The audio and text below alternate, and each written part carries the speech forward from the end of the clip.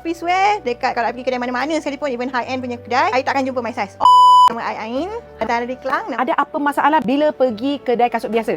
My size 42, 41. I memang kerja office, so I kena cari kasut yang office wear lah. Dekat kalau I pergi kedai mana-mana, I takkan jumpa my size. Jumpa pun dia tak ada design. Design dia macam 1-2. And in the end memang I tak ada kasut lah. I beli the same kasut berulang-ulang, tak ada option lain. Sedih lah.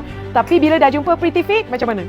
Happy sampai I beli 3 pasang. 3 pasang ni I akan pakai berulang-ulang. So kita tengok kalau Kak Mun offer lagi design-design baru, I akan datang. I definitely akan datang jumpa Kak Mun. Boleh saya tengok? Wow, cantiknya. Pakai tumit tinggi saja. Yes. Siapa memang pakai cakap heels. kaki plus size tak boleh pakai tumit tinggi? I tak boleh pakai flat, so it's not my style. So Bergaya I lah. pakai heels. Price range is cheap for me. Untuk kaki plus size, kaki yang macam ni nak jadi office wear, is cheap. So I memang suggest kalau orang lain datang. So orang kaki besar, kaki lebar datang sini.